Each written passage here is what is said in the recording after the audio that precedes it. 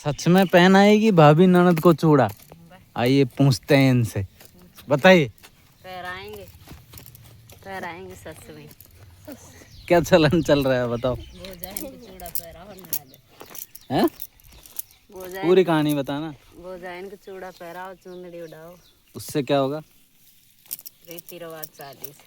उससे क्या होगा? देश बना लिया अभी ननद। चूड़ा पहरा बस भाई की उम्र बढ़ती है। अच्छा बता, चल बता कहाँ होता है? चूड़ा पहनने से भाई की उम्र बढ़ती है। और कुछ भी नहीं हो सकता है। और तो कोई नहीं आगे आता। ये हमारे टैलेंटेड परिवार है जिसमें पूरे विश्व का टैलेंट आता है। सच बताओ इस कहानी के पीछे क्या है? और पाचा गुड़ का वो बता बता। अब बता सच। इसके पीछे सच्चाई ये है कि सच्चाई ये है अपना भैया की उम्र लंबी होती है चूड़ा पहनने के कारण से। चूड़ा में उम्र रहे, अमर रहे। अच्छा अमर रहेगा वो। अमर रहेगा भैया। बहन तो दुआई मांगते हैं मेरे भैया सही सलामत रहे। क्या मांगती है?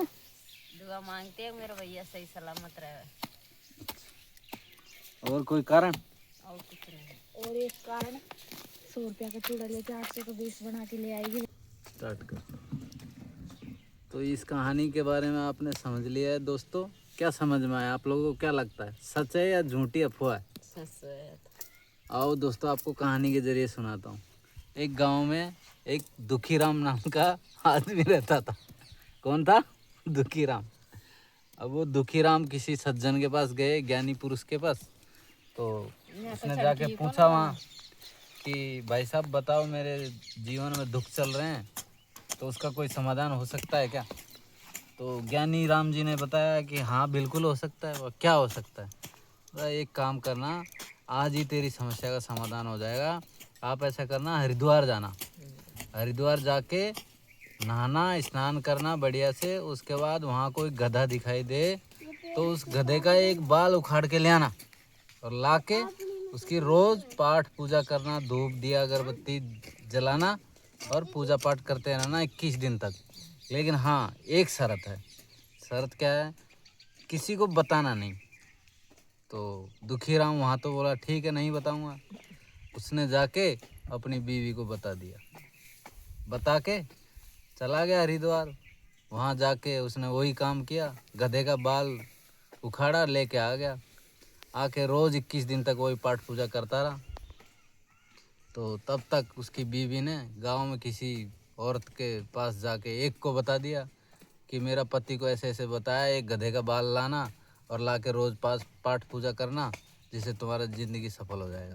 अच्छा, तो एक ने दूसरे को बताया, दूसरे ने तीसरे को बताया, तीसरे ने चौथे को बताया। ऐसे डुप्लीकेट होते रहे पूरे गांव में बात फैल गई। अब सारी गांव की महिलाएं मिलके फिर चली गई वो भी हरिद्वार। वहाँ जाके देखा, नहाने धोने के बाद उसके बाद देखा गधा दिखाई दिया। एक गधे का पीछे पड़ गई सारी औरतें, उसके बाल नोच दिए, पूरा खून खून कर दिया। गधा बेचारा डर के मारे भागते भागते भागते जा रहा है। अपना डर, इतना डर लग रहा है उसको, दर्द हो रहा है, चिल्ला रहा है गधा। पीछे पीछे महिलाएं, आगे आगे गधा। सामने से एक बाबा जी दिख रहा है, बाबा जी आते हुए दिख रहा है। देख रहा है ये औरतें गधे के पीछे भाग रही हैं और पूरा खून खून हो रहा है।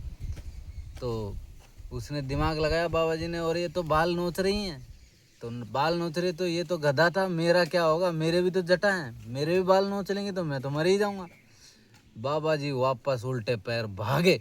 भागते ही महिला पीछे पीछे, आगे बाबा जी, पीछे महिला आगे बाबा जी। धड़ाम से बाबा जी गिर गए। गिरते ही महिलाएं चारों तरफ। तो बाबा जी ने उठ के पूछा, बोला बताओ क्या बात है? बोला ऐसे ऐसे हमको किसी ने बताया है कि वहाँ हरिद्वार जाना और वहाँ से एक बाल लेके आना और ऐसे ऐसे हमारा जीवन का उद्धार हो जाएगा।